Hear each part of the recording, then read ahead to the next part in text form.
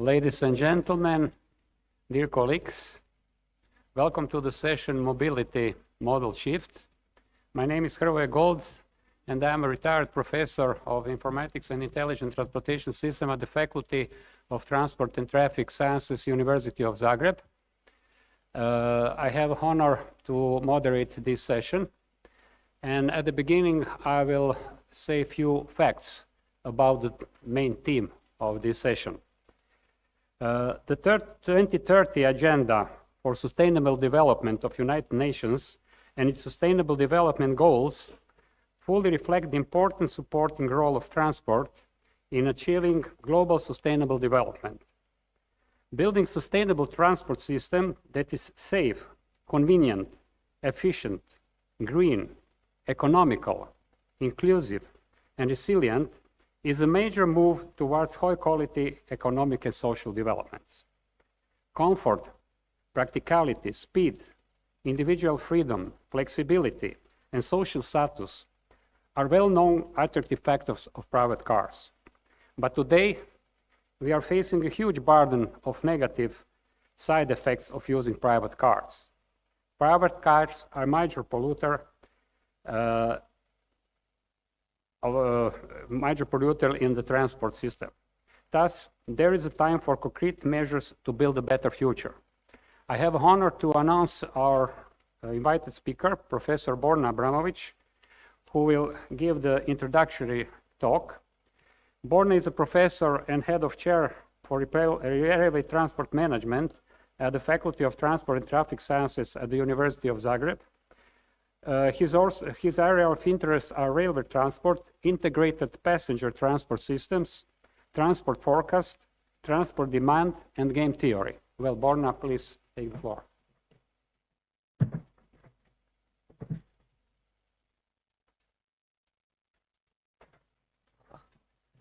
Thank you, Professor Gold. Hello, everyone. So today I have quite a challenging task. So I have last session, and I have session after the lunch. So I hope so that you will not go to sleep. Like Professor Gold said, my name is Borna Abramovic. I am coming from University of Zagreb, Faculty of Transport and Traffic Sciences, and also I am a member of Croatian Academy of Engineers, Department of Transport. So for today invited lecture, I make a short content. So the first part of the lecture will be introduction. The second part, we will talk about European Green Deal. Then we will talk about some interesting statistics. Then we will talk about car. The car is mighty or almighty. Then we will ask ourselves, can we change this paradigm that car is mighty? And I will not have classical conclusion, rather something instead of the conclusion. So we can start. For introduction, I prepare some interesting words. So, for example, green policy. Is here anyone that do not heard about green policy? You are all familiar with this word, green policy. Then the second word is decarbonization. Also, everyone knows this word. Yes, excellent. The third word is digitalization.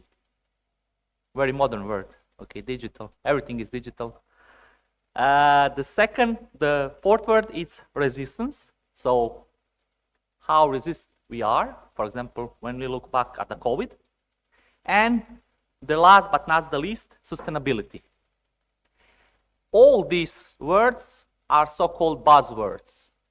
I think that each of us has our own definition what mean each of these words. And we can debate, I think, for a few days what of this each word significant to each of us. At the end of the day, we need to make some compromise and go in the right direction. So, at the European level, European Union level, they make so-called a European Green Deal. The idea of European Union plan is turning to the best climate neutral continent. So it's very advanced thought. So that the Europe will be the first climate neutral continent. So what is idea behind the European Green Deal? It will be transform European Union into modern, resource efficient, and competitive economy. This is also three buzzwords. Okay, modern, we are all modern. You know, we are here, so we need to be modern. Resource efficient, so more for less or less for more. We can debate about that. And competitive. So this is very important. We need to be competitive. So what the European Green Deal says, no net emission from greenhouse gases by 2050. So this is like the first major goal. So it's quite near. So maybe in 25 years, we need to achieve this goal. It is possible, we shall see. Probably not, but we can strive to do it. The second thing is economic growth decoupled from resource use. So how we can have economic growth that we don't use so much resources. So when we speak with economics, they will tell you that this is a little bit crazy. Okay, so you need to have resources to make something. So this is like a very philosophical question, how we can do economic growth that we decoupled from the resource use. And the third, and very important for all of us, that no person and no place left behind. So it's mean that this European Green Deal will deal with all people, not only in urban area, not only in the richest country, but also in rural area and in poorest country of the Europe. So this is very important because this last goal has like this social influence. So everyone is invited to do something about European Green Deal. And of course, when we talk about strategies, when we talk about plans, I think the very important issue is there money? Who will pay for that? Okay, so we're living in capitalism. So everything you need to pay. And the question is how much money we have for these goals. So when you read the official documents of European Union, they will start you like this. 1/3 of 1.8 trillion euros will be invested to European Green Deal. This is very marketing approach. You know, 1/3 of 1.8 millions. We are here all engineers, so for us 1/3 it's not so problematic, okay? But imagine for people, they will hear only 1.8 million. They will not hear 1/3. It's complicated, okay? But 1/3, it's 0.6. So it's not so much money, okay? So they said that they will investment for this new program called Next Generation EU for 7-year budget planning. So from this year to 2030, and we will spend 0.6 trillion euros for achieving these three goals that I present you in a slide. So what are the benefits of European Green Deal? There is a list of the benefits. So we start with the first topic, fresh air, clean water, healthy soil, and biodiversity. This is very important for all of us, not only for transport sector. Renovated energy efficient buildings. This is very hot topic. How much energy buildings need to keep it running. Third things, healthy and affordable food. You can see now in last maybe 6 months, the food is quite expensive. So the prices of the food is rising quite high. Third, very important for transport session, more public transport. I will tackle this issue later, but this is very important when we talk about European Green Deal, that we need more public transport. The next one is cleaner energy and cutting edge clean technological innovation. So we need to think about it, how to produce clean energy, how we can use some energy to be clean. So it's not so easy task. The second thing, it's longer lasting products that can be repaired, recycled, and reused. This is very hot topic at the Brussels level. So you know that some companies has so-called like memory effect in their equipment. So after 3, 5, or 6, 7 years, the equipment broke down, but not because the equipment is bad or something go wrong, but it's like life cycle of this equipment. So the European Union want that we have lasting product that can be repaired. Next thing is future-proof jobs and skills training for the transition. This is very important. For example, I am coming from University of Zagreb, and it's a very reasonable question. What we are teaching our students today that can be done in 5 years period for now. So we are learning them new technology, or we are recycling some old PowerPoint slides. So for people that are working at university level, it's very important that they introduce new topics, new things, new idea in current curriculum to prepare students for the new challenges in the future. And last but not the least, global competitive and resistant industry. So we know that Europe is one of the continents, very old continent, we can say like old lady, and we need to produce more competitive and resistant industry. Okay, so the next topic, like I said, will be some interesting statistics. I like to say that behind every number there is a story. So each of slide with a statistic, you can speak maybe one day, half a day, depending on how much numbers you have on the slide. So I will start with the first slide. It's final energy consumption in EU 27 by sectors. So on the left side, so here, you can see very interesting graph that follow from 1990s to 2021 energy consumption of different sectors. The sectors, according to statistics, are industry, transport, household and services, and agriculture. And what we can see on this slide, we can see that European industry is dropping down by consumption of energy. We can make two conclusions. The first conclusion, we don't have any more industry. And the second conclusion, the industry is much more efficient. Probably the truth is somewhere in the middle. Okay. And then what we can see here in transport industry, we can see that the transport industry use more and more energy.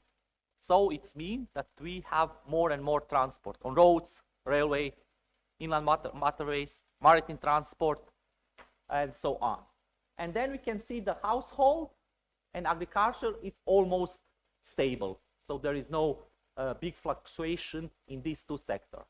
And when we look at the last year, 2021, we can see that the transport has 29.2% of whole energy consumption at EU level. That is huge amount of energy consumption. Okay, imagine that the whole household, so all the people spending 42% and the transport almost 30%. So this is critical. Okay, we consume quite a lot energy in transport sector. Okay, the next graph. Greenhouse gas emissions by the sector. So according to statistics, there is some different sectors. So the first sector is energy industry. The second one is manufacturing and construction. The third one is transport. The fourth one is industrial processes and product use. The next one is agriculture, and then the waste. And then there is other. So it's mean by the percent, it's not so high when you look at each of the sector inside of the other. So I combine all the others together. So what we can see here, we can see that transport has 24.1% of all greenhouse gas emission in European Union. And when we look at other things, for example, energy industry has the less. So this is also interesting. Okay, so they produce the energy and they don't produce so much emissions. Okay, so we need to ask ourselves where the transport is going. So where we are going with the transport, because again, this number is quite high. Okay, the next one is the same topic, but dividing by the modes. So what modes we have? We have civil aviation, road transport, railways, navigation, it's mean that it's maritime transport and inland waterways. Okay, together we call that navigation, and then all others modes of transport. Here, it's very interesting fact, when you look at carefully, that the road has the highest amount. This we all know, of course. The road, there are combustion engines, so it's very like natural story that we have some issue with the road. So then we have navigation, and then we have civil aviation. So it's interesting that railway it's very low on this scale when we look greenhouse emissions by the modes. Okay, next slide, it's about CO2 emissions by the sector. This is the same sector like with greenhouse gas emissions. And we can see here, for example, the transport, it's almost the same percentage, so 29.2%. Again, you can see when you look at others sectors that the most producer of CO2 emission at European level, it's again transport. Okay, so we are doing something wrong, so it's not good. When we look carefully by the modes, again, the same 5 modes like previous slides, we can see again that we have some problems or challenges with the road transport. So the majority of CO2 emission, 2/3, it's coming from CO2 emissions. And then we have so-called land-based passenger transport in European Union. So on this graph, I also took statistic from 2000 to 2020, and look what is the modal share of land use transport. And what we can see here, that the road transport is always growing a little bit. Okay, and other transport are shrinking or stay stable. What that means? It means that each of the strategy that we produce in last 30 years was not good. So in each strategy, we tell that we will use more railway, we will use more inner waterways, we will use less roads. But when you look at the statistics, this is all wrong. So all strategy that we write in last 30 years are like very bad strategies. So there was quite huge amount of the papers, huge amount of ideas, but behind these ideas there is no some concrete goals, what we can do to improve overall modal split of land use transport in Europe. So with this slide I will conclude this statistical part so that we have something to talk about in our panel, and I will start with the new part of presentation. This is the car is mighty. So for me the first question is, can we live without a car? So this is the question, and I can answer you immediately yes, and I know that 90% of you will say no.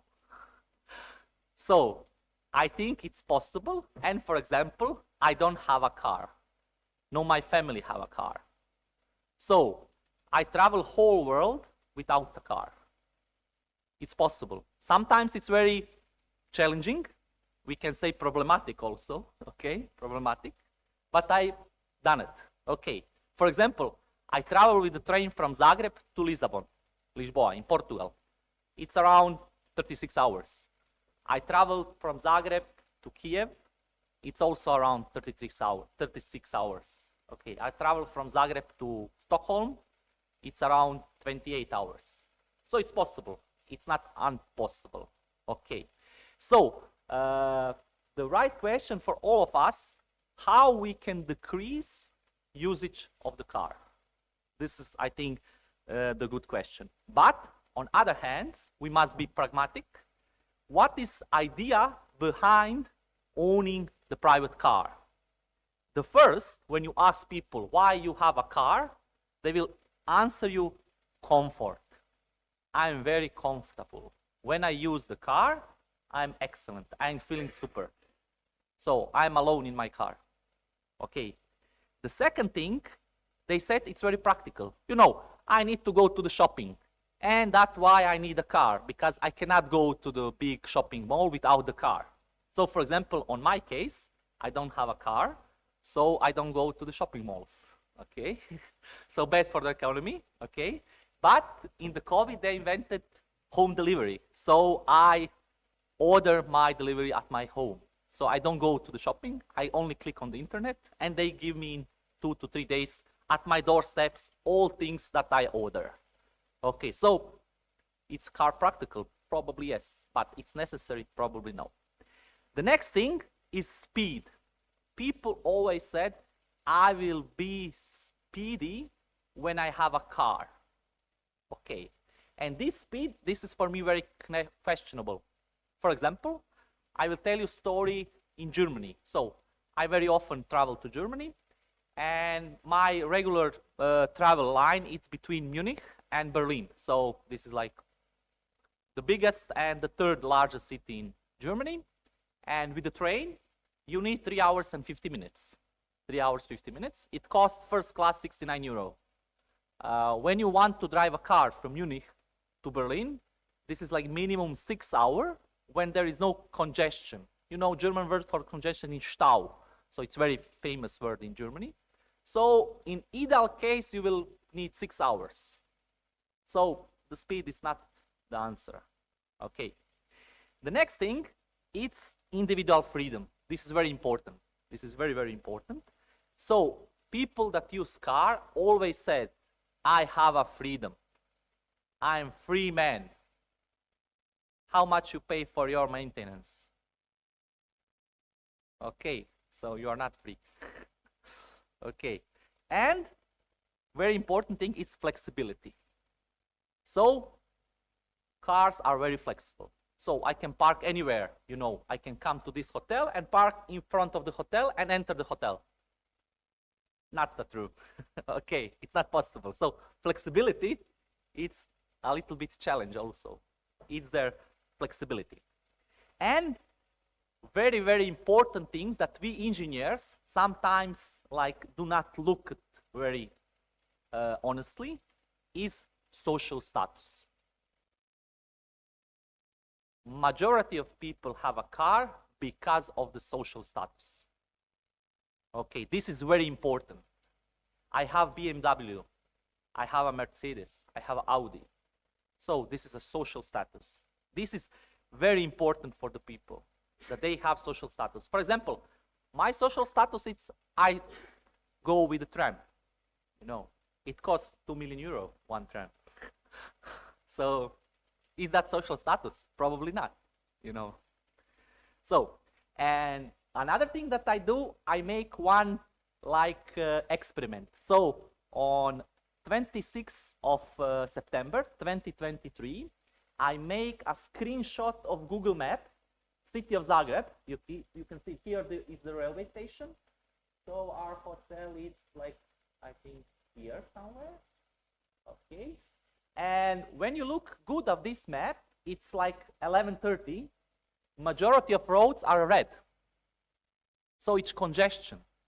It's off-peak hour in Zagreb. Off-peak hour, the roads are congested.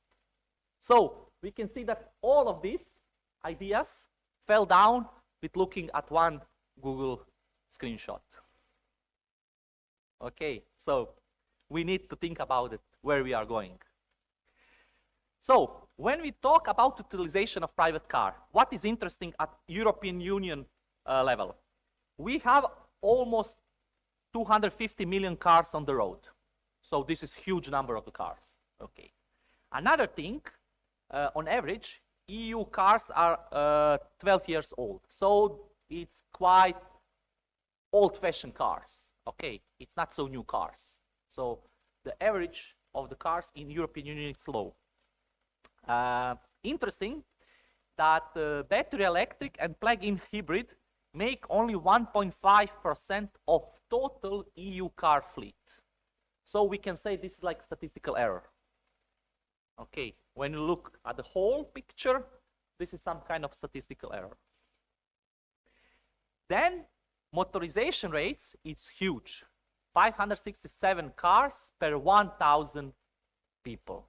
This is huge. It means that each of us, second, when you look at left, has own car. You look at right, he has own car. Okay, so we are quite rich. And this is very interesting. On average, cars done only 12,000 kilometers per year. 12,000 kilometers. Imagine that 1 kilometer costs you €1. It means that you spend 12,000 euro per year only to drive the car, with no gas, maintenance, and so on. So this is like pragmatic approach. And for me, that was very interesting fact that average distance in the cities around European Union, it's around 5 kilometers with the car. 5 kilometers, okay. When I was younger, I run. So for 5 kilometers, I need 70 minutes. Okay, now I'm a little bit older, so I need maybe 25 minutes. Okay, so, but imagine you buy a car for 100,000 euro that you drove on average 5 kilometers. Okay, so are we ready for new normal? I like to make slides with cartoons of Andy Singer. Andy Singer is American. He lives in New Hampshire, so north part of the New York, on the north part, east part of America, northern part of New York, and he's quite activist against the car in America. Imagine he's an enemy of the government. Okay, he's the #1 when the government has issue with the car policy, and he has quite excellent cartoons. So he wrote these cartoons maybe 30 years ago, and he said, this is the myth, and this is reality. And when we look at streets in every European city, exactly, this is the reality. This first graphic, we can see only in commercials. We cannot see this graphic in real life. Maybe on some very rural outskirt road somewhere in European Alps or something like that. Okay, and now the question is, can we change a paradigm?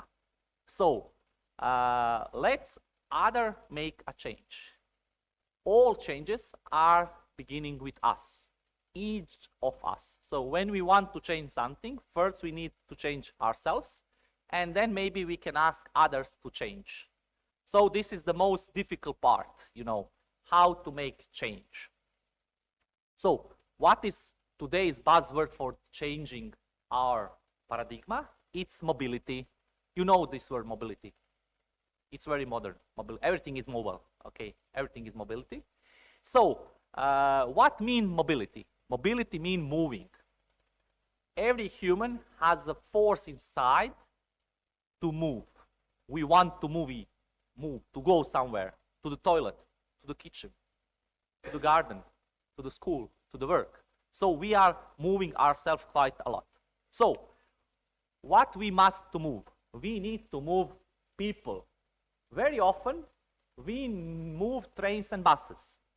Okay, when you look at the public transport in your cities, you will see quite often empty trains and empty buses. This is wrong. We need to move people. The second thing, we need to move everywhere. Do not be concentrated only to urban areas. We need to move ourselves to the rural areas also. So we need to move everywhere where the people are living. The next thing, it's always. It's mean whole day services.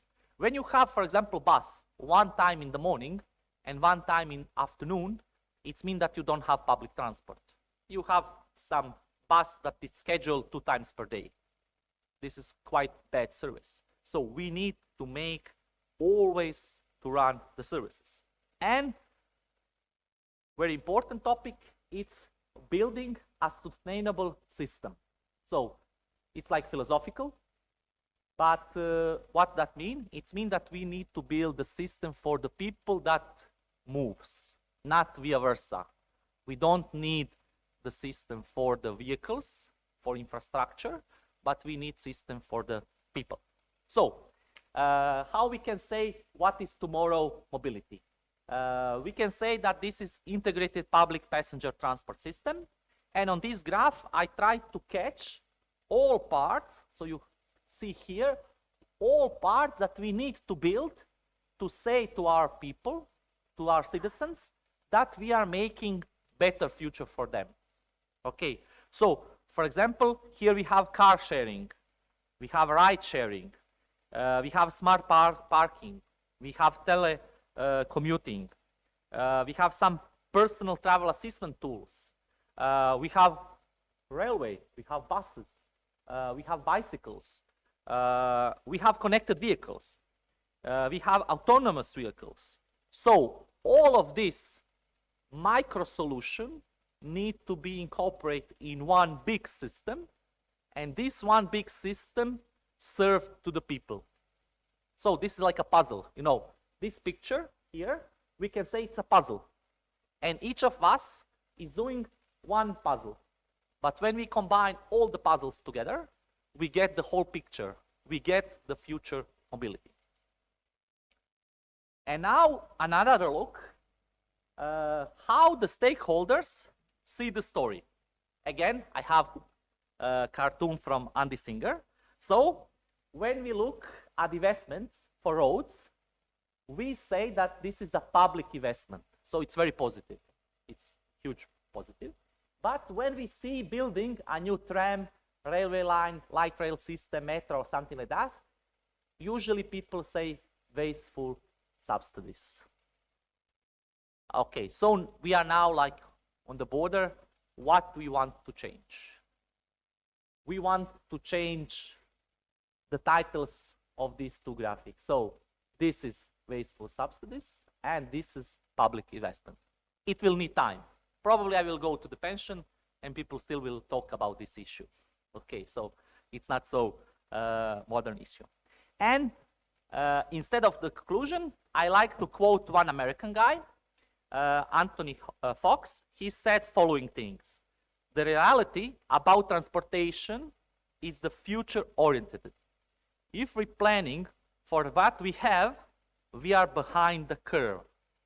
What he wants to say to us: when we reuse current models, current opinion, current knowledge, we are late. Okay, we need to think at least 5 to 10 years in front of us to see what can happen and what we can do that this is possible. Nowadays, we are here in Zagreb, capital of Croatia, and this hotel, it's quite new. It's only 25 years old hotel, but it's in neighborhood that it's built in the beginning of the 20th century. And you can look the roads around this hotel. Imagine 120 years ago, size of the roads that they built here. They was a visionaries. Okay, imagine in that period of time, there was no cars in Zagreb. Okay, zero. But they built quite nice roads. So that is a vision. We need to see what can happen in the future to make future possible. We need to invent the future. Future will come always, but it's maybe better that we invented the future. So, thank you for your attention.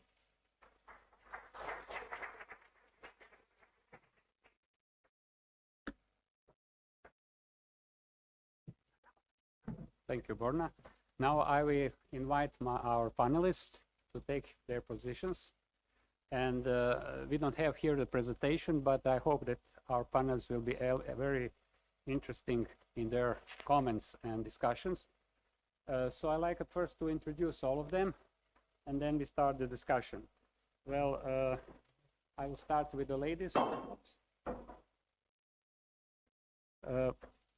Professor Edna Mrnjavac is a full professor at the Faculty of Tourism and Hospitality Management in Opatija. That's near the University of Rijeka, that's on the coast. Her research interests include traffic in tourism, traffic management in tourism destinations, and supply chain management in tourism, with particular emphasis on sustainability and mobility of traffic and tourism. Croatia is a touristic land, and we have we are very interested to realize the transport system which is acceptable, and all these facts that Borna said about, especially for the strangers to come to this beautiful land. Professor Elmar Fürst, he's associate professor at the Institute for Transport and Logistics Management at Vienna University, Austria. He has been involved in various international and national projects on sustainability in the domain of transport, and particularly in accessible mobility and transport. Furthermore, he is the chairman of the Hilfsgemeinschaft, the Austrian association supporting the blind and visually impaired, and chairman and member of number of scientific and standardization committees.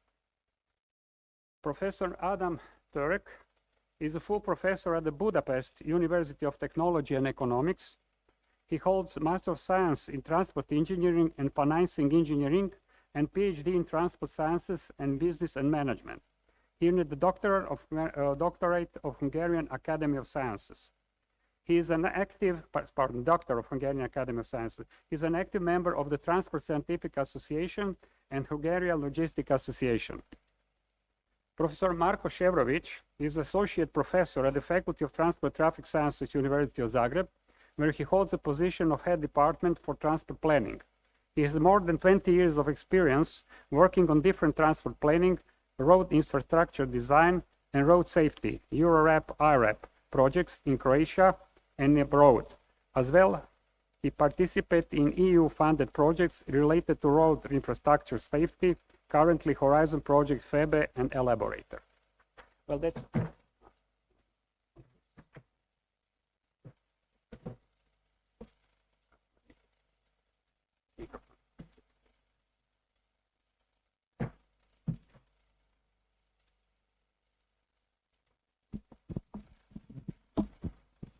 Okay, now we are ready for discussion. Well, I think that Borna's presentation were a little bit maybe controversial for someone, but it's very inspirative and challenging. So I think at first that each of you make a little comment about Borna's thinking and his expression of freedom of be by themselves. So where we start, maybe Elmar, you can try it, please. Yeah, thanks so much. I'm very glad to be here and to have the opportunity to discuss with you and to be invited to this distinguished event. Borna, I listened to your discussion with your friends, and so I thought it would be fine, just for the sake of the discussion, to take a little bit a controversial point of view, but at the end, eventually, we will see that we maybe come to the same conclusions. Yeah, so maybe this is interesting. I thought because I've noticed during the last maybe years that I don't say that you do this, but I think that in many disciplines of science, discussion has become rather ideologic instead of controversial and fruitful. And I think that is something we should avoid, and that is why I'm very happy to be able to speak openly here and just for fun take the opposite role, so to say, a little bit. You said we have huge amounts of transport. Yes, that is true, but I say we need some transport. We can have some reductions, that's clear, and we should omit some transports which are useless or which are not necessary or which are not efficient. But on the other hand, if we had no transport at all, we have a specialized economy and globalized economy, we wanted to have this. We joined the EU to have free flows of goods and people and so on. So the freedom was a very big thing, and also the big markets, the integrated markets. So this must have had a value for those people who decided that we should have a union and not segregated countries, which so to say work on a standalone basis. Yeah, and so what is the right amount of transport? That is, of course, what we have to find out, because if there is no transport at all, everyone could sit on his own tree, maybe, if there are enough trees. That is a question. We should plant more trees, that is for sure, because then also the emissions would be, so we would have more oxygen instead of CO2. It would be a good idea to plant more trees, so that is something we can at the moment agree upon. I was in Poland some weeks ago at the Eurotrans conference, and I heard somebody say, I do not say who it was, yeah, because he said the European Green Deal is something like a declaration of war against the competitiveness of Europe. And we should also take care about these opinions, take this into consideration, because what does it mean if we restrict ourselves, that we don't want to produce any more combustion engines and so on, and that we force people to drive electric cars, that this can be, of course, a productivity disadvantage against other parts of the world, and we should have this in mind. And I always take care when somebody says something has no alternatives. I think we always have alternatives, and at any point in time. So it's definite. I was always a person who was against environmental friendliness to avoid waste and so on. I never understand why people can put their waste in the forest, or why we have to pollute so much for useless things and so on. But we have filters, we have maybe technologies, we have advancements in that respect, so that we can restrict ourselves, and I'm sure in some respect we should also do that. But it's always the question, what is the right amount? Can we live without a car? Yes, of course we can, but is it necessary to do it? And I think that the car has some alternatives, as well as the lorry for freight transport. There must be a reason why all the shipments go by on the road and not by on the train. Yeah. Why does the road has so huge amounts of parts and volumes, transport volumes? Why is that the case? Obviously, it's maybe cheaper, it's more efficient, it's faster, whatever. Yeah, nobody hinders the rail companies to be to offer something better. Yeah. I made a study. I was working for Statistics Austria some years ago, and I found out that 80%. This is true for Austrian statistics some years ago, but I still believe that this hasn't changed hugely. At that time, some years ago, 80% of the transport volume transported on the road was transported for less than 80 kilometers. So I don't think that we have a big chance to shift this on rail, but what we have a chance to make lorries environmental friendly, and we have a chance to have better fuels available to reduce emissions, and maybe to have better technologies in this respect. I think there is this freedom of choice. You have mentioned that, and I think this is very important. But the actual choice is a function of what is offered. And if the public transport offered is for instance, has high service levels, and if it's excellent and also it's reliable, and I also came here by train, of course, yeah, because could have taken the car also, but I thought that the train is better and so forth. But I had 2 interruptions which were unforeseeable, and I had the fear that I won't get my connection in Villach, and if I had missed that, I would not be here. Yeah? So that is the problem. Yeah? And for instance, if we look at the German railways at the moment, which is a catastrophe, they don't have the infrastructure, they lag behind. And even if they invest millions and billions of euros, it will take some time. So I think the mixture will be the outcome, and that is maybe then what we can agree upon. I think that the future mobility will pretty much look like what you presented on your last slide. Yeah. So I believe this too. And I think that, for instance, electric mobility will be a part of it, but it will not solve the entire problem. There are the questions: where do we get the resources from? Don't raise the point where and by whom the rare earths are extracted. We have all these things, and the problems of safety when for instance, we had this dreadful bus accident in Venice, and at the moment the thing started to burn. Yeah, this would maybe not have happened if this was a diesel bus. Maybe, I don't know. I'm not an expert here. Better experts in the room probably, but I think we have to really take this into consideration, and also the fear about this. And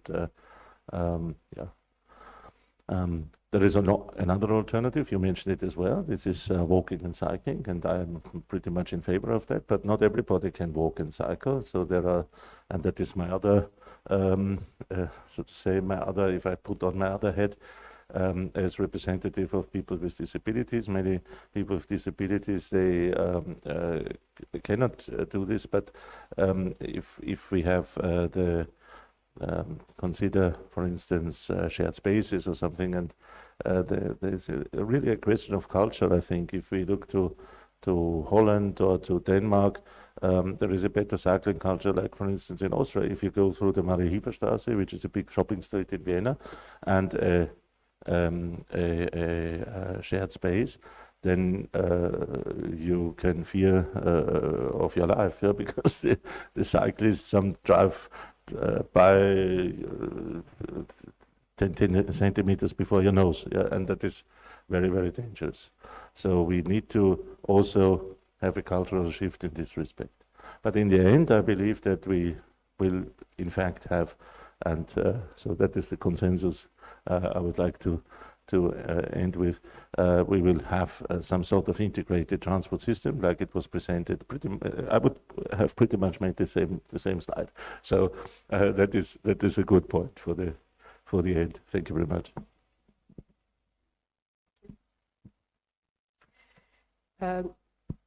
I come from Faculty of Tourism and Hospitality Management at the University of Rijeka, but I'm of course a traffic engineer, so my field of interest is a concept of traffic and tourism.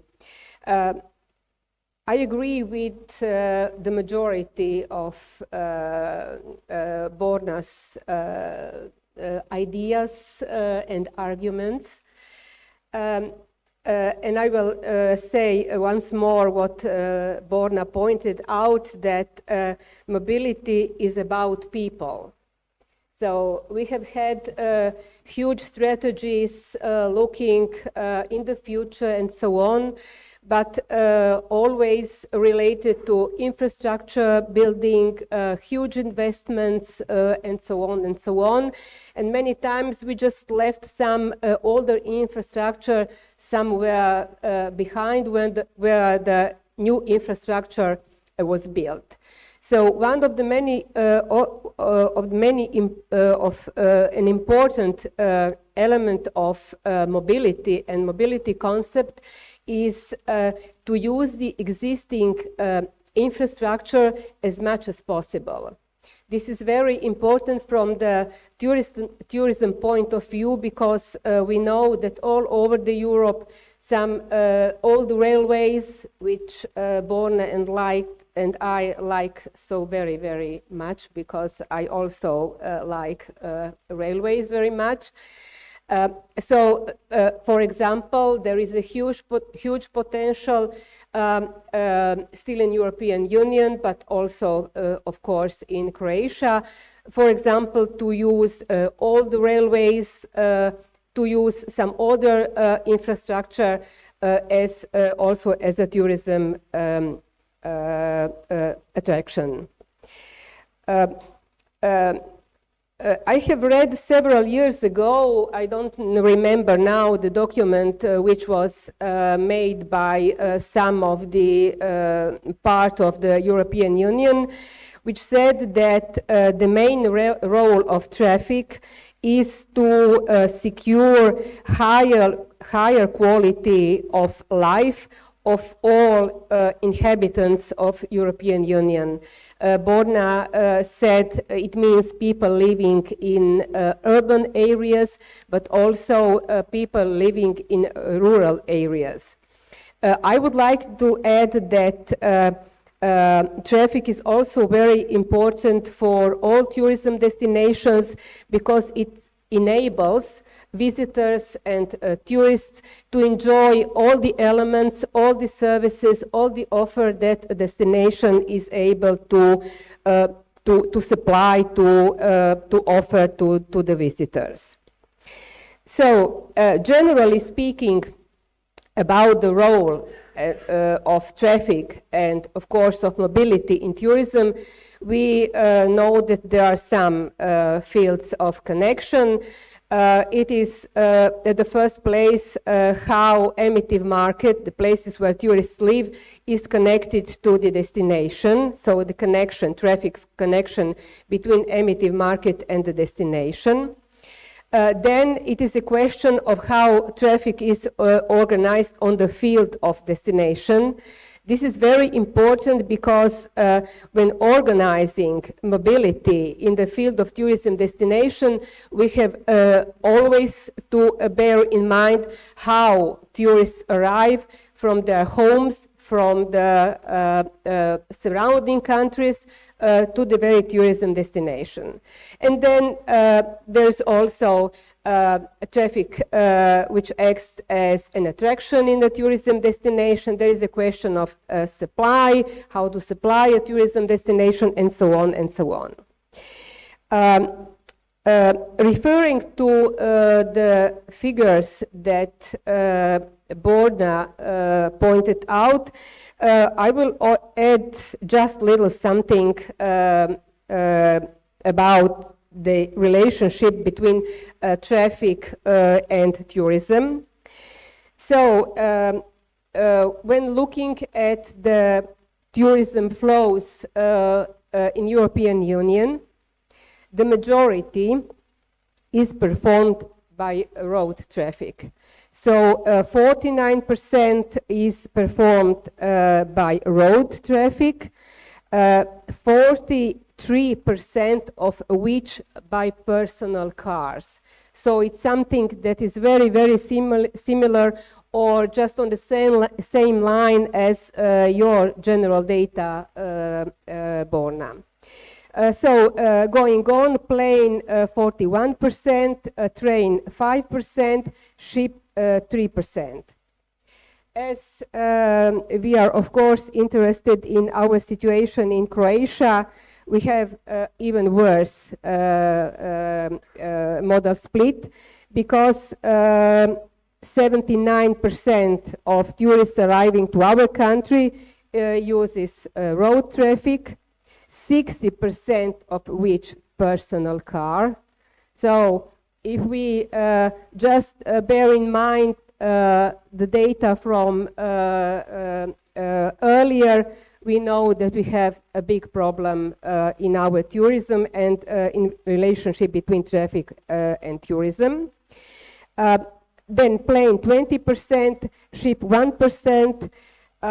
I'm so very sorry for you, Borna, and for me, but official statistic is not speaking about any railway traffic tourists coming from some other countries to Croatia. Although we know that some tourists from Czech Republic and also I hope from some other European countries also come to Croatia by railways.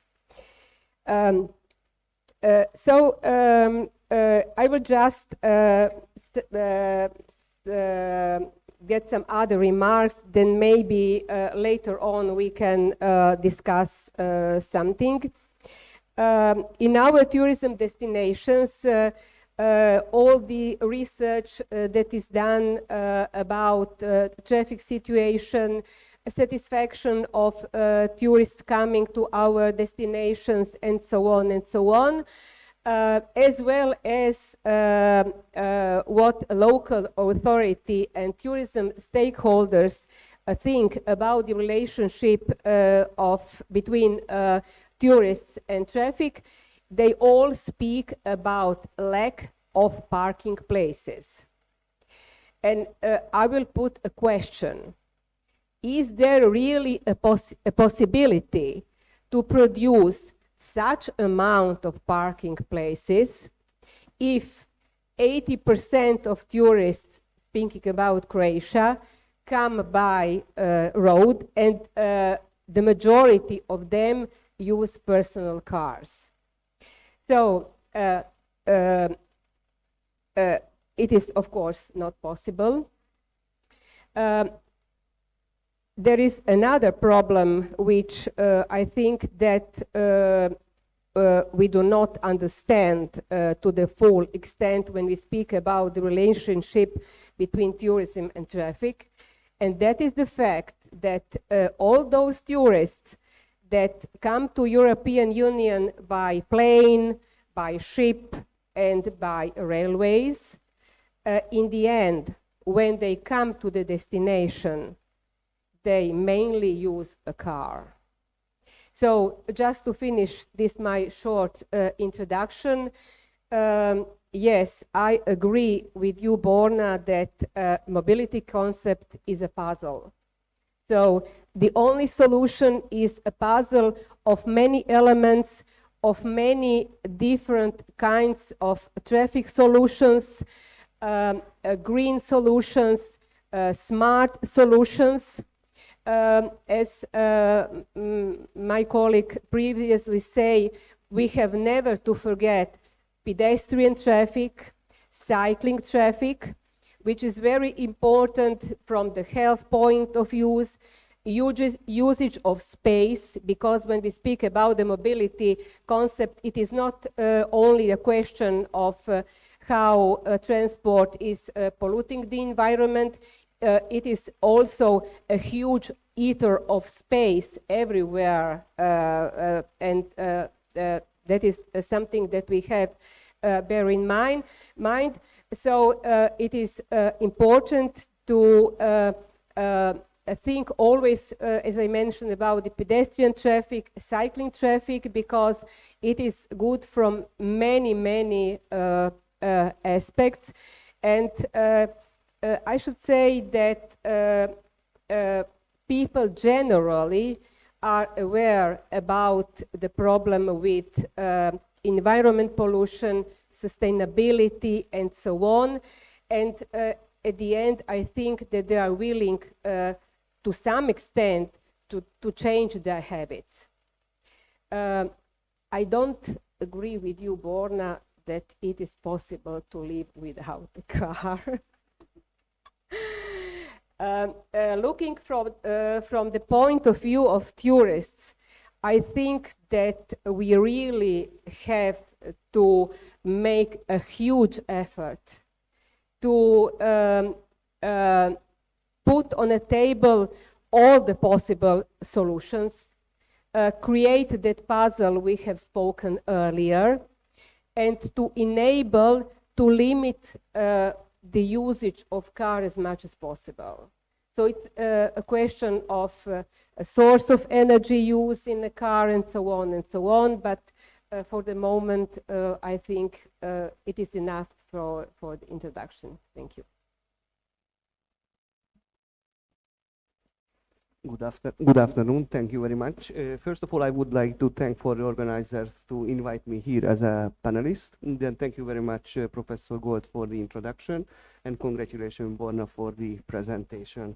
First of all, I would like to come back to your very last slide. I think that, as you mentioned in Zagreb 100 years ago, when they designed these magnificent streets, they were very much lucky. They could have very good views in the future. Meanwhile, there were decades where nothing has changed. Meanwhile, nowadays we have a very rapidly changing economic environment, a lot of new inventions, and I don't know anyone who would be able to foresee what is in the future in 5 or 10 years period. Meanwhile, if you consider that 150 years ago, 200 years ago, there were people who could imagine a couple of decades or 100 years in the future. So it's a very tough problem. If you would consider how the texture of a city can change with the autonomous mobility or with the other type of micromobility usage, then it's very hard to make a long-term forecast on demand. On the other hand, I would also draw your attention and come back with the previous panelists that in terms of mobility, I don't think that the mobility or transportation itself can be neglected. Because if we consider that the raw materials or the people in space as inequally distributed, that means that somehow if we would like to produce something or consume some goods or services, then we have to have transportation until somebody invites teleportation for sure. And the third thing that I would like to add to your presentation, that if we're starting to consider that in these, I would say, trips, somehow we would be able to neglect or even discuss or reveal the social revenue and the social cost of one trip, and also considering the private revenue and private cost, then in one trip you would have the, I would say, we could measure the, if it have a social benefit or a private benefit of one trip. And in case we have a social benefit and a private benefit, then it can be supported, the trip, by the society. If the trip would have, I would say, only private benefit, but it's not gaining any revenue for the society, then it should be somehow penalized, for example, with taxation or pricing regimes, or technological, or changing the legal background. And of course, we can say with the same, if we have, unfortunately, private cost or social cost in some trips, that is also could be a huge problem. So on the other hand, we also need to say that what you mentioned, and I'm very good that you have showed us these figures in statistics, that unfortunately nowadays in Europe, the internal combustion engines are very dominating. That means that we are burning fossil fuels, and from my point of view, technological point of view, that at the moment we don't have alternative solutions that could change this huge amount of number of vehicles in a very short term. Of course, if you see the researches nowadays, then there is hydrogen or electricity. But there is a lot of questions that arises. Who is going to produce the electricity? Who is going to produce the battery? Is it going to be green hydrogen? So a lot of, and what is, at the moment we can say that the power density is still the largest of the fossil fuels, so are very questioning of these technologies in the current format nowadays. And again, would come back that I don't know what is going to be in the next 50, 25 or 30 years. It's a huge question to elaborate. Thank you. Thank you so much. Last, I hope not least, for the opening. Yeah, since my background is purely transport and transport planning, and I've been working in this field for basically whole of my professional career with links to road safety. I want to maybe come back to some of the basics that Borna raised. in the equation, and that's mobility. And I always, first thing I talk to my students is, why do we have mobility? Big question. Why do we have transport? Why do we have traffic? And if you think about it in depth, you actually can come to 5 reasons why people travel. It's either work, it's either free time, it's education, health, and what's the 5th? What do you think? Shopping. These are 5 main things that people travel. Yes, we need mobility to get our needs in these all 5 fields. If we can meet those needs, we are free. So that's the key. My answer would be, if you live in London, if you live in Brussels, if you live in Amsterdam, if you live in Copenhagen, it's absolutely okay to live without a car, and you can live without a car. But if you live in Rijeka, if you live in Opatija, or if you live on an island in Croatia, it's impossible. You can't have all of those 5 needs met without a car. And that's the key problem. Also, one other aspect, which I always, I've been writing down some of those strategies that Borna was saying, especially regarding the road safety, but also the transport planning strategies, SUMPs, sustainable urban mobility plans, as you know them. And I always ask myself the question, what would make me change the way I do my travels? So if I travel from my home to my university, which is a 5-kilometer trip, with my car that I own, and I do around 40 to 50,000 kilometers a year, and I do for work only 5% of this. So the cost of owning a car is not because of the work, it's because of everything else. And if it takes me 17 minutes in a rush hour in Zagreb to get from my door to my door at the university, and it takes me 45 minutes with the fastest public transport option, public transport is not an option for me. Because it takes up almost 1 hour a day of my time. And my most precious value that I currently have, besides my health, is my time. And if, on the other hand, public transport was as good that it took a little bit longer, but I could, for example, do my emails in the tram, which I can't in Zagreb, because the public transport is packed, it's hot, it's cold, it's windy, it's not on time. There is no option that it can make me move and change my mode.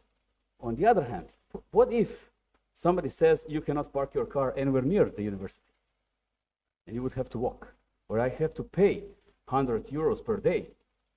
Let's say I'm now being unrealistic, but these are the options that we have. The cost function. The cost function is what we all calculate in the back of our heads. Nobody thinks about it, but as humans, we calculate it. As transport engineers, we have to understand it. I am having this cost function in my head. In road safety, we call it the willingness to pay. How much you are willing to pay to save your life. If I give you an option to travel from point A to B with a ticket that is a plane ticket that is 500 euros cheaper, but it flies across Ukraine, would you take this one? But if it's 5,000 euros cheaper, if it's 10,000 euros cheaper, that's the willingness to pay. Would you, if you have a gas heater at home, how much would you pay for a device that would alert you if there is a CO concentration that is too high?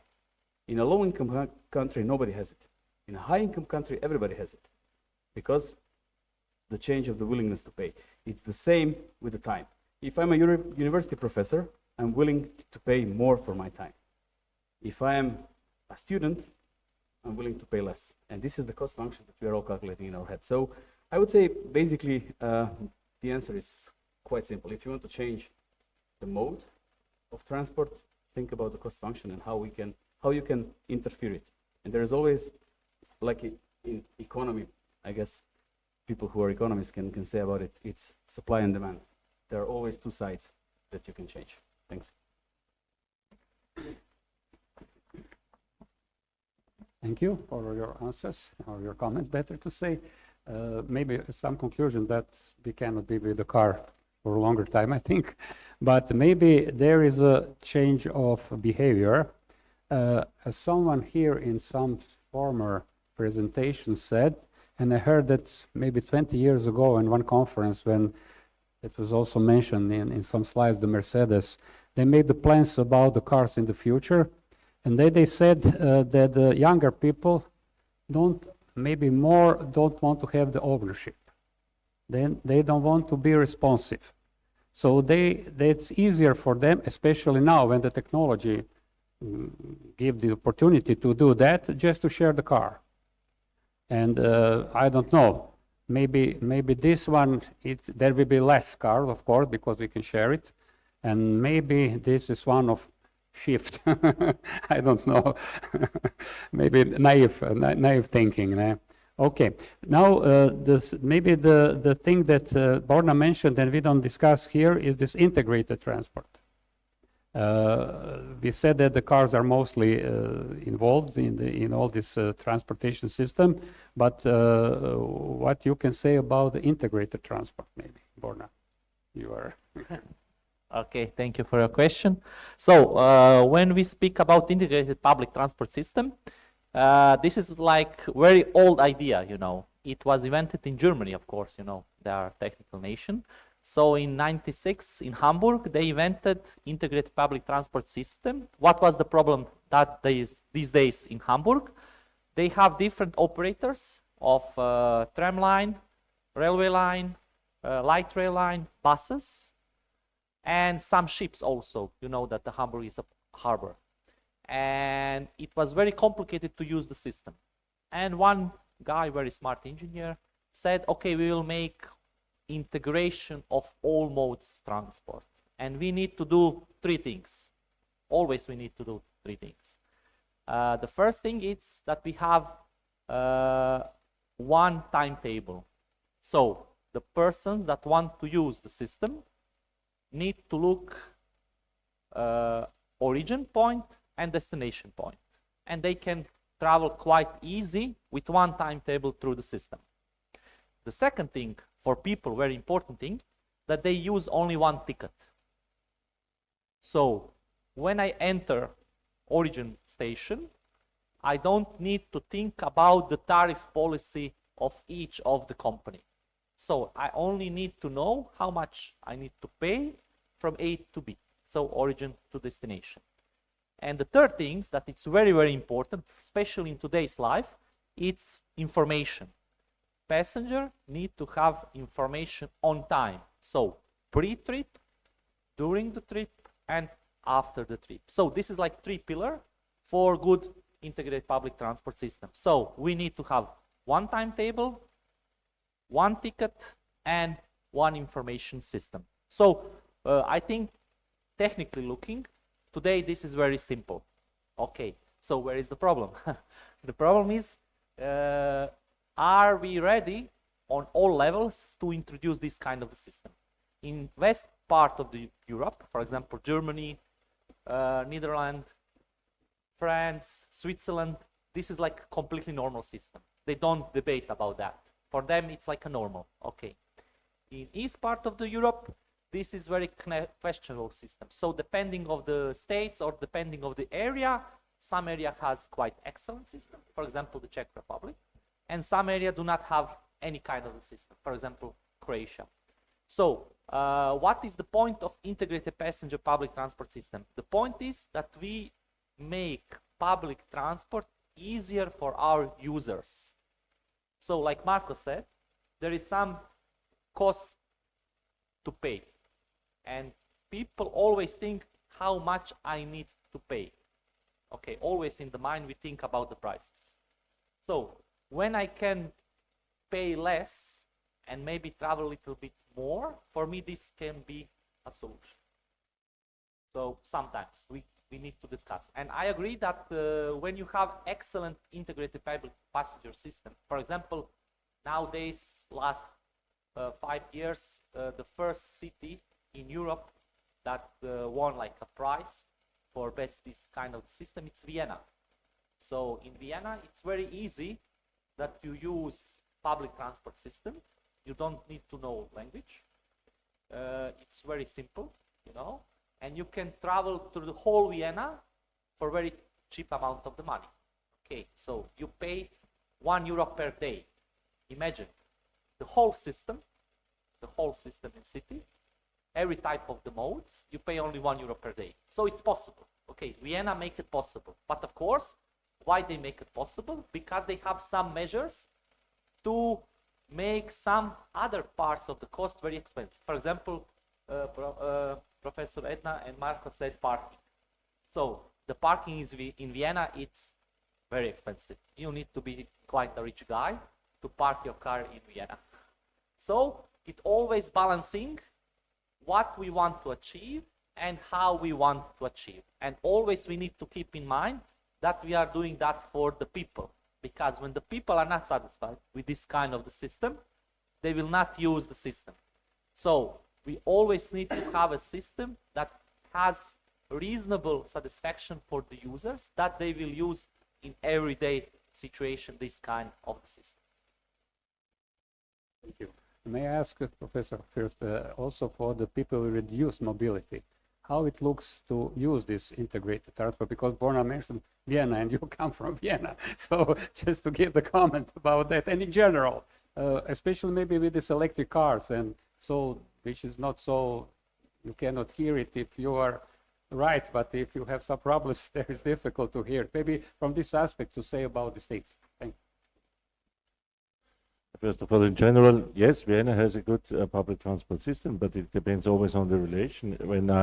When it's I have the same problem when I go from my home to the city center, I would never have the idea to take a car because it's much faster to take the underground.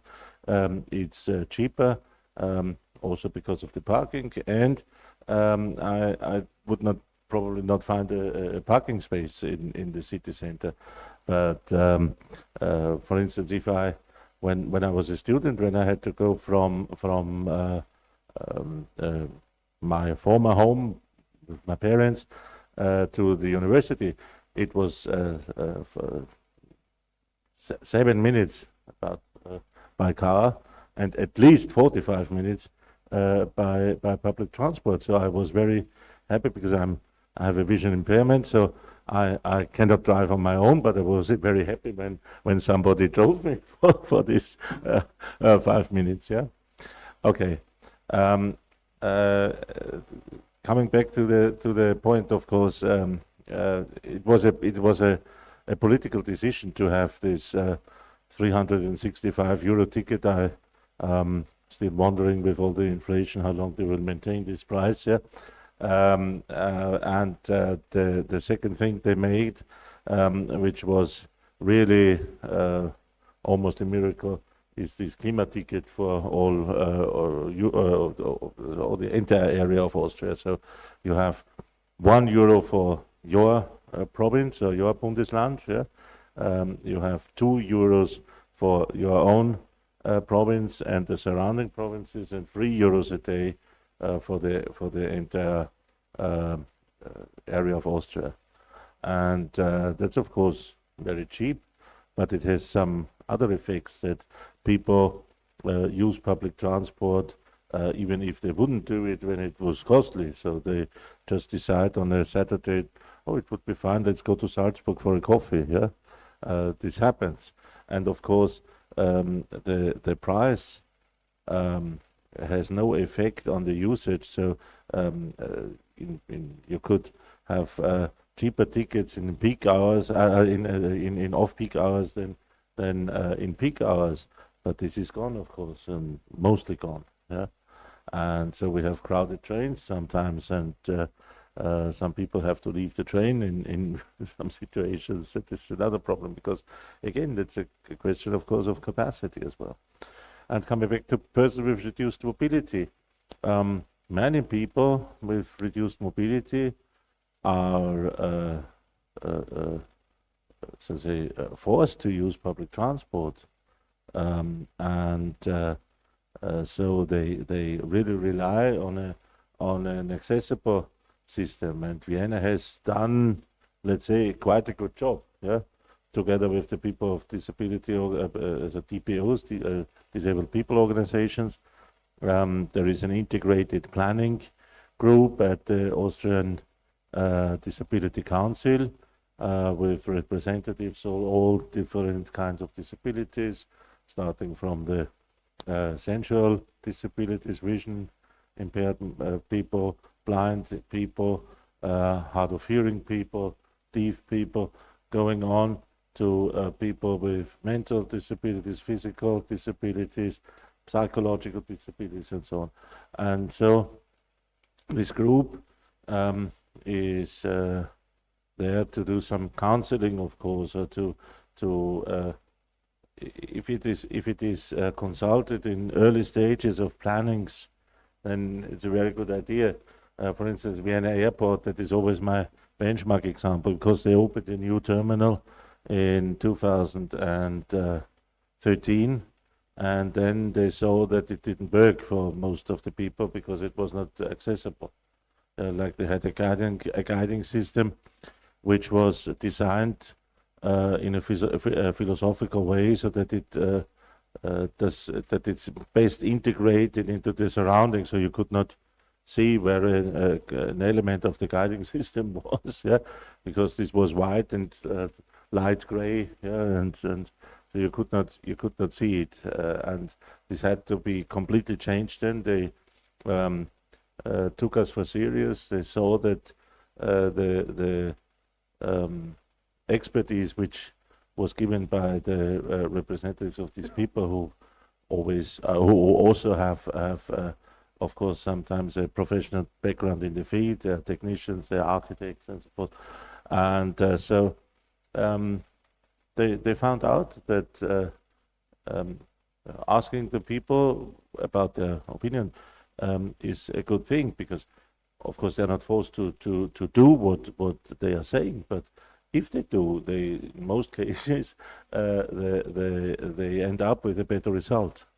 And so what has to be understood, and maybe this is also important in this room, or for this room, if a transport infrastructure, transport service, or whatever is better accessible for somebody with a so-called reduced mobility, it is better accessible for everyone. And then this is also a step in the right direction of what we want to achieve, to get people to use public transport services. Thank you. Marco, do you have any comments about this integrated system, transport system? Yes, please. Always. Yeah. When we think about integrated transport, we think about, this trucks, trains, buses, planes. These are all integrated. But the most common integrated transport is actually walking and public transport. That's also integrated transport, or cycling and public transport. When I speak to the people here in Zagreb, in the city, they always say, "Oh, we need to have more cycling," and then they build a cycling lane which are 5, 7, 8 kilometers. They have plans to do this 25 kilometers cycle tracks, and they say it's in Amsterdam. No, guys, in Amsterdam, people have one bike cycling from home to the station, then they take a tram or train, metro, whatever, come to the city, have another bike there parked that they take for the last mile to get to their destination. And this is also integrated transport. And this is what we don't think about all the time, because integration is usually freight, less let's say public transport.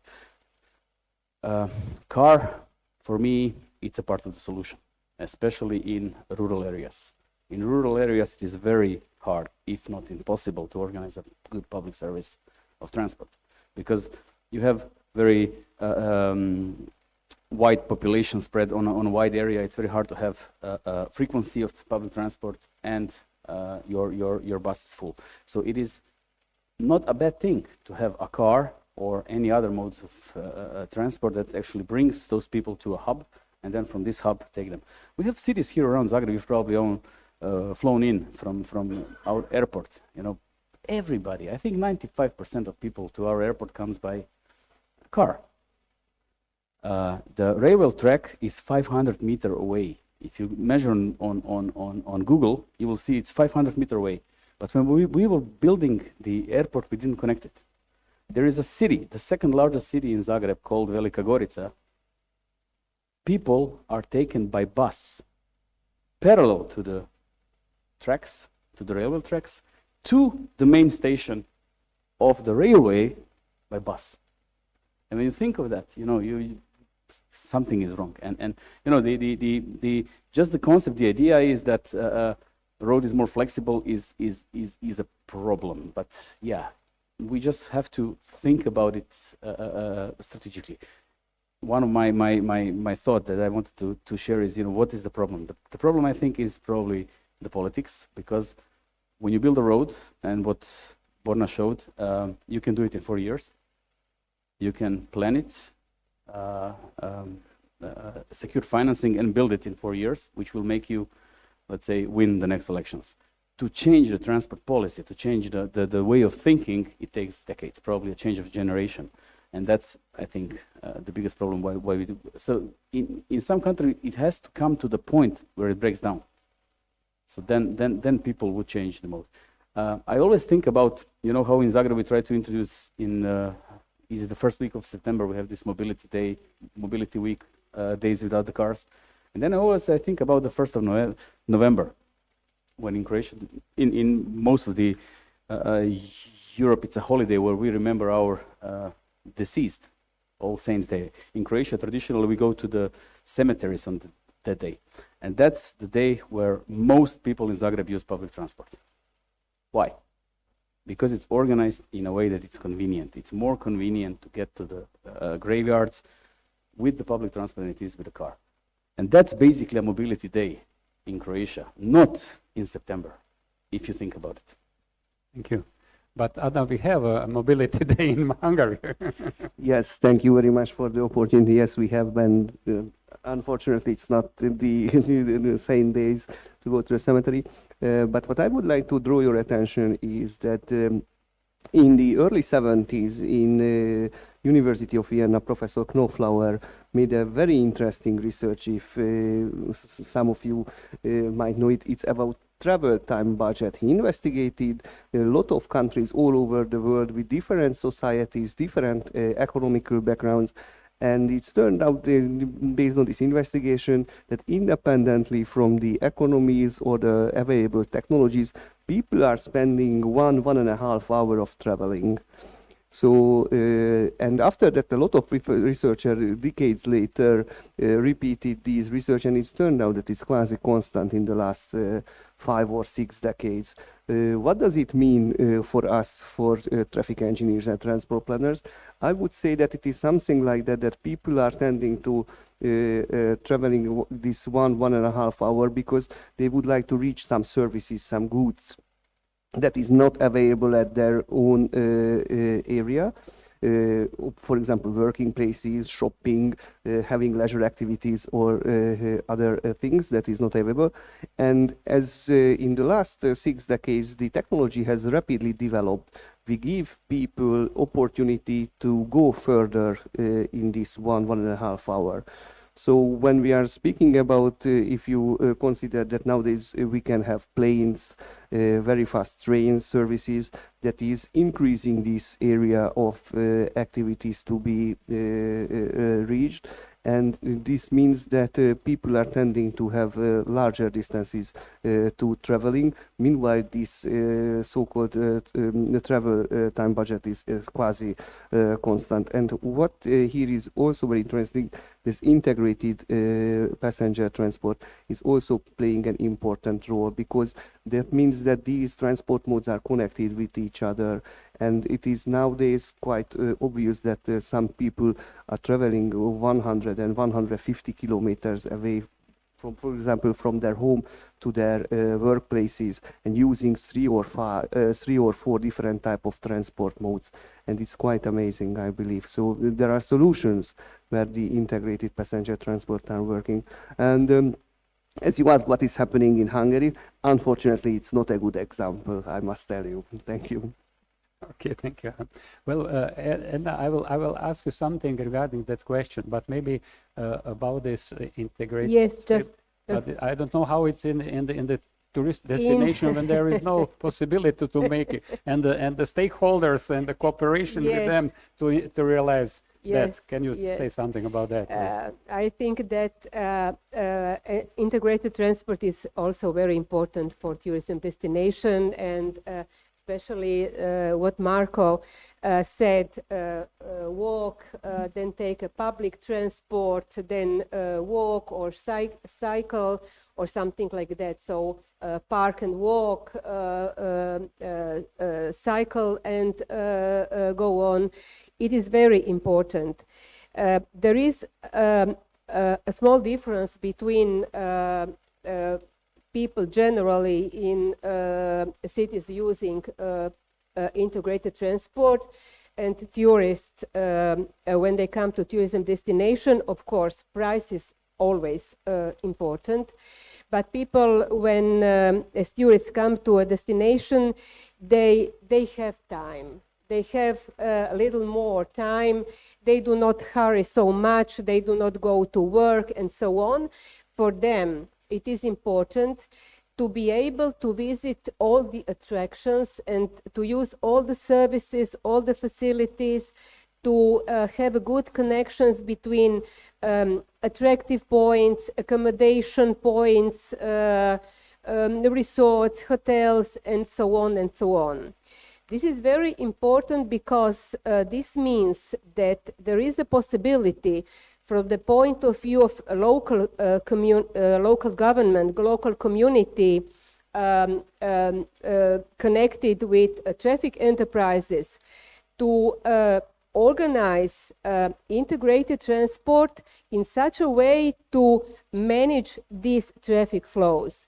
So by creating integrated routes of transport, so to say, for tourists, in such a way to connect, as I mentioned earlier, attractive points, accommodation points, restaurants, city centers, pedestrian zones, and so on and so on. You can, to some extent, stimulate tourists to use certain routes. So at the end, maybe if we speak about cities, towns, and so on as tourism destinations, you can, so to say, leave some routes from local inhabitants who go to work, to school, faculties, and so on, and canalize or stimulate tourists to use some other routes. So at the end, the existing infrastructure can be used in a more efficient way. So it is not, mobility concept is not always about money. Yes, it is about money. Without money, we can't, I don't know, arrange parking facilities for cycling, for small motor wheels. We can't arrange pedestrian zones. Of course, they have to be prepared if walking is to be nice for people and so on. But we can done a lot just using some organizational tools. So to point once more what was said earlier, we have to develop traffic for the future. I must say, in Croatia, we have a big problem with our tourists because the majority of them, as I mentioned earlier, they come by car. As we all are linked to our cars so dearly, we leave all our tourists, as they have arrived by car, they move around our destinations, but by their own cars. And we have, as Borna showed earlier on that strip, we have not happy, satisfied people who use flexibility, individuality, I don't know, social status, or something like that with their cars. But we have people staying in their cars, in streets for half an hour, 1 hour at, I don't know, maybe 35 or 40 degrees of Celsius during summer season. And of course, at the end, when we make research of their satisfaction in, while they stay in our destinations, when looking, I don't know, maybe 30 or 40 elements, they are very, very, very unsatisfied with traffic in our tourism destinations.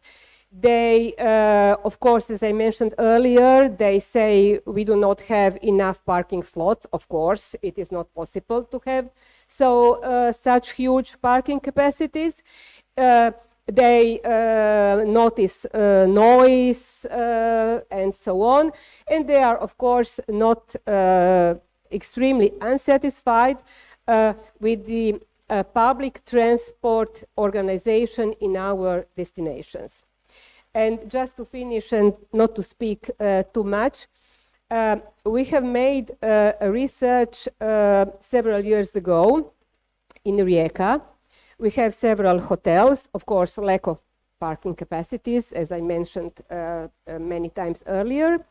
We asked tourists how important is for them while they stay at the hotel to have a parking place for their car. Of course, it is important for them, but what was very important, they say that they think it is not a big problem if they have the information earlier. So if they have the information earlier that there is no parking capacity at that hotel, we have such a hotel in the very center of Rijeka, where I live. So if they are informed earlier, furthermore, if they are given an information about public parking places, garages, parking fees, and so on, they think that it is a very good solution for them. So once more, just to finish, it is I think that speaking from our point of view of in Croatia, we have a problem with ourselves. How will we develop mobility concepts in our towns, destinations, and so on?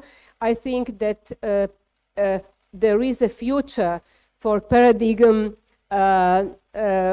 which we mentioned earlier. So, okay, thank you, Anna. Well, now I think that we are near the time when we can give the talk to or the questions to the audience. But before that, I will just want to ask one question for each of you, because the conference named is E-square mobility. E-square is the two words. E first, energy, that was the sessions before, and the E second is electronics, or better to say control. And now the question is regarding from the traffic engineers organizing, planning the traffic, how you comment the new technology of the electric vehicles and autonomous driving. Shortly, what is your view of these technologies? From the point of view, as I said, of the planners, of the organizers of the traffic, in short. Okay, thank you. Quite difficult question. But okay, I think that by my personal opinion, the energy is the most important facts in transport today. So which kind of energy we will use and which sources we will use for produce this energy that we need for the transport. So I think this is a very important question. I don't have like straight answer for that. It's depending what we want to do. So maybe nowadays, the session before was about hydrogen. So there was very good tests with trains with hydrogen that are very feasible, very good, very cheap. So maybe depending what we want to achieve in some sectors, we can use different source of energy as we are doing today. regarding the energy sources, I completely agree with Bona. For the aspect of autonomous driving, I have a vision that in the future, one of these backbones of the system will be the availability of autonomous driving. I think that there could be some different fleet operators offering different services, and you can be a member of this fleet and that fleet. I think the public transport service providers will always also be one of those operators of fleets, and then you can order the car or the vehicle you need at the specific situation. If you have to transport something, then a car where you can have space for luggage, for instance, and there can be smaller cars and bigger cars if you are a group or so. And the car itself knows when it has to go to the service, when it needs more energy, and so on. And what would this mean? That the private car ownership would decline? So there would be no, if those cars. I was when there was a time when we had no car, and I tried out to be in car sharing, and the problem was that when I needed one, no car was available nearby, and so we stopped that, and we thought that it would be good to have an own car again. That's right, it's mostly in the garage, but when we need it, it's there. And so I think if there is a reliable system and there is a guaranteed availability of the car, for instance, when you need it, then we can have such systems, and much space in the cities, which is now dedicated for the parking lots, will be free then and can be used in a different way. For instance, for cycling lines, or for pedestrian lines, or for whatever, planting trees. Yeah, and I think this is possible. And would like to say one word. Because Professor Knoflacher was mentioned, and the time budget, travel time budget. He for I think 1 year ago or so, he published another study which is very interesting and could be a source of financing for public transport, because he said that when we build a new line of underground or rail or whatever, the costs are public, have to be provided by the general public. But so to say, the benefits are always private, because the premises, for the ground, the price for the ground, it's increasing hugely, and he said if there was a tax, a special tax, which you don't have to pay as long as you own this house or this place, but at the moment you sell it and you realize this benefit, you have to give something back to the public. I think this could be a considerable solution. Thank you. Only in 2 words, because we are out of time a little bit. So It was too long, sorry. Only one sentence from the tourism point of view. I think that here in Croatia, we have always more and more tourists coming by electric cars, and still not enough facilities to charge those cars, especially superchargers. So we must go on with that. Very shortly, that the energy point of view regarding to your question, it's depend on what was the source of the electricity. So if we consider that in Norway, every electricity is produced by renewable energy sources. Meanwhile, for example, in Hungary or in Poland, there is a lot of coal power plants still. So that means that the electric car can still have significant environmental pollution or contribution. Regarding to autonomous vehicles, based on our estimations and simulations, the fully autonomous and connective road vehicles could significantly increase the capacity of road infrastructure. Meanwhile, the transient, so until we reach the 100% of penetration of this technology, could be a huge problem when the human drivers and the autonomous vehicles are going to be both in the system. It could be a controversial situation, could increase the environmental pollution, and also could decrease the capacity of the road infrastructure. Unfortunately, I have to say it. Thank you. Just few words. I know that you Just can few speak words. up. Yeah, I would like to speak a lot, but so 2 points. First point regarding the energy. I think the solution is probably diversification. There will be different sources and different ways of powering our mobility. But on the other hand, from the transport perspective, mobility as a service. In one generation, my grandmother, she needed to plant the seeds, to have the tomatoes, to buy the chickens, to feed them, to have the eggs. Our kids don't care about it. They go to the store, they buy it. We also do it in one generation. In next generation, they won't care whether the car is electric or hydrogen fuel or the option A or B. They just need to have a service from A to B. They don't care how they will get there. Okay, thank you. Now we are short of time, but no questions regarding the time. The chairman said me sorry. Thank you all of you, and thank you audience for your patience. And I'm closing this session. Thank you.